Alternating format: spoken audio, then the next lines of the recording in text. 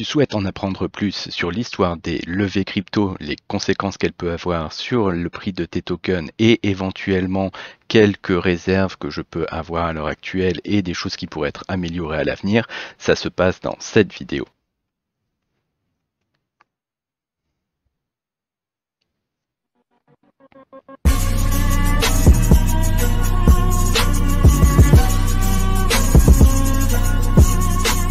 Bonjour à tous, bienvenue sur GoNoGo Crypto, la chaîne crypto où on se pose la question de rentrer ou pas dans les projets. Des génériques.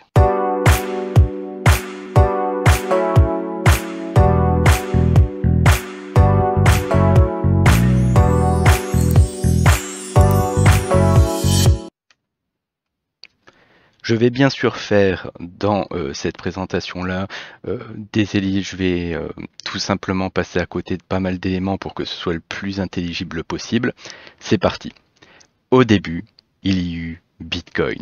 Bitcoin, crypto en Proof of Work, s'est lancé et tout doucement a acquéri de la valeur au fur et à mesure des années, avec possibilité au bout d'un moment d'être suffisamment valorisé et de représenter suffisamment de valeur pour pouvoir commencer à financer un certain nombre de projets.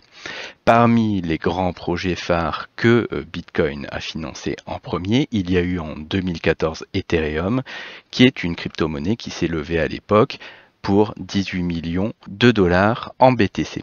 Donc à l'époque, chacun recevait 2000 tokens, etc.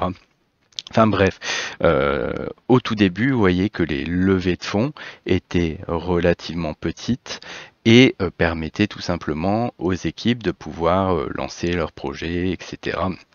C'était donc, entre guillemets, assez nécessaire et plus le temps s'est mis à passer, plus ces levées de fonds ont pu évoluer. Donc vraiment sur le cas d'Ethereum en tant que tel, c'était vraiment un premier financement en Bitcoin et derrière, la crypto-monnaie ETH a permis à la fondation Ethereum d'avoir des tokens qui leur permettaient soit de réellement venir payer des choses en plus sur le projet, soit venir faire des grants sur d'autres projets, etc. On continue l'histoire. On débobine, il y a donc un certain nombre de bull runs qui passent, les valorisations augmentent et les levées de fonds aussi. Donc après le succès assez retentissant en 2017 d'Ethereum, il y a eu donc des levées de fonds qui étaient forcément assez significatives et donc on voit que quand on arrive en 2017, il y a réellement un passage de marche. C'est-à-dire que là, on se retrouve avec des projets type Filecoin, etc., avec des valorisations, des levées de fonds aux alentours des 250 millions, 200 millions. Donc vraiment, on voit que là, on est en phase d'adoption réelle, que les VC sont vraiment impliqués, qu'ils ont compris qu'il y avait de l'argent à faire et que il y avait de lourds fonds à poser. Et cette tendance, elle s'est franchement confirmée durant les dernières années. Si on prend par exemple en 2022, on voit que on va avoir plus d'une dizaine de levées de fonds à plus de 400 millions de dollars. L'intérêt en fait de ces levées de fonds, c'est tout simplement à la base pour les projets d'avoir suffisamment de liquidité pour pouvoir se développer, payer leurs devs, payer de la communication, etc. On a donc en fait durant une première phase eu des levées de fonds qui étaient juste capables de payer réellement les équipes et au final c'est vraiment à la force de ce qui était proposé que les projets se valorisaient. Aujourd'hui, on est dans une dynamique qui est quand même relativement différente, dans le sens où les levées de fonds se font beaucoup plus, entre guillemets, facilement pour les projets. Il suffit d'avoir quelques grands noms, une belle équipe, un beau projet, et un VC va très facilement dépenser beaucoup d'argent. La contrepartie, c'est qu'on est, comme je le disais, dans une pleine évolution. Et d'autant, les VC, il y a de ça quelques années, prenaient un certain nombre de risques, notamment au niveau de tout ce qui est proof of stake, tout simplement parce qu'ils venaient mettre de l'argent pour pouvoir devenir validateur et se retrouver réellement avec de l'argent bloqué qui à la base n'était pas débloquable. C'est d'ailleurs ce qui fait que derrière vous avez eu une innovation principalement tournée vers les financiers, vous le comprendrez, c'est le DPoS, la délégation en fait au niveau du proof of stake, qui fait que tout simplement vous pouviez rentrer en tant que validateur, mais donc ça a permis aux VC de base de vraiment pouvoir revendre leurs tokens. J'évoque tout ça parce qu'en fait, au fur et à mesure du temps, vous voyez qu'il y a au tout début un grand risque pris par les VC, par les teams à se lancer, pas beaucoup de financement, une chance réellement importante que ça parte à zéro. Et au fur et à mesure du temps, vous avez donc le post classique qui vous oblige à mettre beaucoup d'argent et vous êtes un peu coincé avec et vous êtes un petit peu tributaire du rendement, à aujourd'hui des solutions où en fait vous allez facilement lever beaucoup d'argent et où malheureusement derrière vos cleaves, vos vestings, etc. vous empêchent de moins en moins de venir défoncer le marché secondaire. Pour moi, c'est effectivement une problématique importante, c'est-à-dire que parce que c'est aujourd'hui plus facile de lever des fonds, les VC vont facilement vous donner de l'argent, mais par contre, plus le temps passe, moins il y a de prise de risque. Pourquoi? Parce que de toute façon, il y a plus d'adoption, les cryptos sont beaucoup moins confidentiels, et en plus, il y a beaucoup moins de blocages qui génèrent des problématiques. Donc on en arrive justement à cette phase où je vais être un petit peu plus critique, où d'autant il y a de ça quelques années, le fait de rentrer en seed sur un projet pouvait être un réel risque, d'autant plus que vous étiez bloqué avec des vestings importants. Il y avait vraiment quelque chose de compliqué, de dangereux pour les VC à s'engager là-dessus, d'autant plus le temps passe, moins ce danger est présent. Par contre, vous avez toujours à l'heure actuelle des multiples, des prix proposés aux VC qui sont très bas. Pourquoi ils sont très bas? Alors c'est très simple, c'est qu'en fait les projets peuvent lever énormément de fonds à partir du moment où ils vont donner une partie de leur supply aux VC. Et il est un petit peu du devoir du protocole de venir un petit peu défendre le prix de son protocole. C'est-à-dire que ce qu'on retrouve régulièrement, c'est quand même des prix qui sont pratiqués et des pourcentages de supply offerts aux VC qui sont très importantes, qui font que le marché secondaire, et ça c'est une critique que beaucoup peuvent faire, devient de l'exit liquidity pour ces VC. Je aussi souhaiterais me poser la question des tokens de la team. Bon, on va regarder rapidement une tokenomics moderne, on va prendre celle de Sui, où on va voir qu'en fait on a toute une partie qui part pour la team, une partie pour l'écosystème, une partie, voilà, vous voyez un petit peu comment c'est équilibré, on va retrouver ça dans beaucoup de projets différents.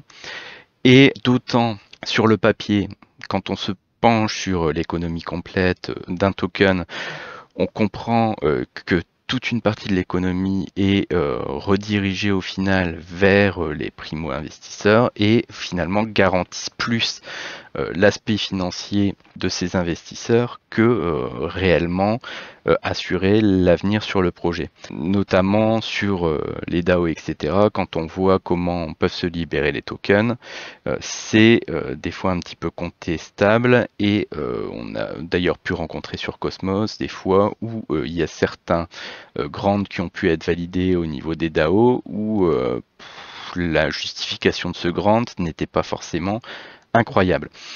Un autre élément qu'on retrouve beaucoup dans les tokenomics, c'est l'aspect token de team. Alors, à la base, j'ai quand même une question à me poser. Dans un projet actuel où vous allez lever par exemple 5 ou 10 millions pour une petite team, quelle est la nécessité d'avoir des tokens de team? On va me répondre, oui, mais les tokens de team assurent la motivation de la team à build, à donner de la valeur au projet. Toujours est-il qu'on se rend compte qu'en réalité, il est beaucoup plus simple pour des teams de passer d'un projet à l'autre et utiliser ce budget, ce pourcentage alloué à la team comme une manière de se sortir un petit bonus une fois qu'on a fini un projet. C'est quand même pas quelque chose qui est très agréables quand on est en marché secondaire et qu'on peut acheter ces tokens-là. Et quand on discute avec les teams de développeurs, souvent il y a une manière de se dédouaner, de dire bah écoutez, nous on a fait un protocole, si le prix baisse et qu'il n'y a pas forcément l'adhésion dessus, c'est pas spécialement notre faute. Quand vous n'allouez pas votre budget de team, par exemple à un peu de marketing ou à des choses qui permettraient au coin d'être plus mis en valeur au niveau du public, moi j'ai assez de mal à prendre cet argument-là. Ce qui fait que forcément, là tout ce que je vous ai expliqué fait que vous vous dites oh là là mon Dieu c'est catastrophique, je sers d'exit liquidity sur la plupart des projets et encore là je ne vous parle pas forcément de prête-nom au niveau des advisors ou ça peut arriver très très souvent que les gens prennent juste une partie des tokens pour qu'on ait un joli nom sur le projet et vont faire un petit peu de tutorat sur le projet, mais pas forcément avoir un suivi incroyable, ce qui justifie du fait pas forcément d'avoir une telle allocation sur les advisors. Ce qu'il faut comprendre, c'est qu'aujourd'hui on est vraiment sur une dynamique différente, que si vous souhaitez en fait aller chercher de petits projets qui commencent à vous proposer de la valeur, etc., c'est tout à fait quelque chose d'envisageable, mais c'est quand même de plus en plus rare, parce que les projets sont de plus en plus rares à se dire, bah non, moi je vais pas demander une levée de fonds, je vais construire un projet, je vais montrer que ça a de la valeur et mon token va monter. C'est encore des choses qu'on peut trouver, mais c'est vrai que c'est assez rare. Donc on va travailler surtout sur 95% de ce qui se passe à l'heure actuelle, c'est-à-dire le projet arrive devant un VC, a une levée de fonds à un prix qui est très très important, et derrière doit livrer. Ça serait pour nous intéressant, je pense, que déjà il y ait des bilans financiers beaucoup plus réguliers sur les projets, tout simplement parce qu'on ne sait pas comment est dépensé l'argent et c'est quand même gênant lorsqu'on vous demande d'investir sur un projet ou en tout cas de soutenir le cours d'un projet, de n'avoir aucun élément financier, mis à part quelques boards sur des Filama ou des choses comme ça, quand même compliqué de venir soutenir un projet. Et donc, comprenez que effectivement tout ça fait que depuis quelques années, les VC, les teams dump sur le marché secondaire et on se retrouve avec des tokens economics qui sont un petit peu des excuses pour vous dire ça va bien se passer et moi c'est quelque chose qui me gêne. Donc là pour les projets tels qu'ils sont sortis jusque-là, les tokenomics sont rarement pertinentes, ou en tout cas ont rarement un réel impact, et il faut notamment se méfier du piège du stacking, où vous avez un stacking qui va avoir un rendement beaucoup plus faible que la capacité de dump et l'inflation du token. Donc à vous derrière de vous dire, bon, ce projet-là, je sais que les VC, les teams vont, entre guillemets, dumper le token et ne pas forcément s'occuper énormément du marketing.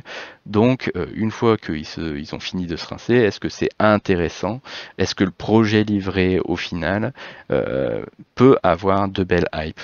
Donc soit effectivement vous positionnez au tout début quand vous êtes en pleine phase marketing et où le prix peut éventuellement exploser, soit vous venez chercher un token qui, une fois que les VC se sont fait plaisir dessus, que la team s'est bien payée dessus, que les advisors ont fini de se faire plaisir, voir si le projet est encore vivant et si vous avez de belles phases haussières à éventuellement prendre dessus. Parce qu'un projet qui a été très très mal mené par ses VC et très mal mené par sa team peut des fois descendre à une capitalisation qui est très très basse.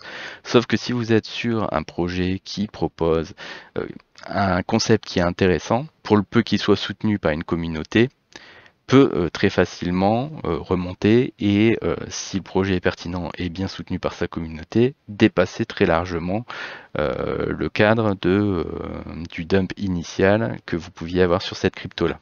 J'entends d'ici directement les bitcoiners me dire écoute Chris, tout ça c'est bien joli, mais les tokens ne servent à rien. Pourquoi vous sortez des altcoins, etc. Et je vais tout simplement répondre pour plusieurs aspects. Déjà, il y a une première chose. Moi, j'aime Bitcoin pour ce que c'est, et quand je vois qu'on essaye d'amener sur Bitcoin des fonctionnalités lourdes qui ne correspondent pas forcément à son code initial et qui ramènent plus de risques que d'intérêt sur la blockchain, je me dis peut-être mieux d'aller exporter tout ça ailleurs. Ensuite, il y a tout simplement le fait que vous avez des blockchains qui proposent des choses qui n'ont rien à voir avec Bitcoin et que elles ont besoin d'avoir leur économie. Tout comme Bitcoin a son incitation économique faite aux mineurs, les autres blockchains doivent avoir aussi une incitation qui est faite. Et cette incitation, c'est tout à fait normal qu'elle soit faite dans le token natif. Tout simplement parce que on peut croire très fort en un projet et avoir, alors je vais pas dire une moins confiance en Bitcoin, mais en tout cas on peut avoir tout à fait envie de se dépareiller de Bitcoin sur ce sujet-là. Autre sujet pour lequel c'est réellement important, c'est que sur les autres blockchains, vous venez faire des tests. Je vais vous passer tout de suite sur la tokenomics de Sora. Sora, qui est un projet Polkadot, dont le but est de venir simuler un petit peu ce que va faire une BCE, une banque centrale. Et donc, vous voyez qu'en fait, un projet comme Sora, lorsque le prix baisse, va multiplier sa supply quasiment à l'infini. Est-ce que vous souhaitez réellement avoir sur Bitcoin des tokens, enfin des économies qui seraient comme ça extrêmement inflationnistes ou qui dilueraient la valeur de Bitcoin, ou en fait tout simplement ça serait même pas envisageable de se poser la question de faire ce type d'expérimentation. L'autre question, c'est est-ce que vous pouvez vous dire, ben tiens, je vais organiser un réseau décentralisé de stockage.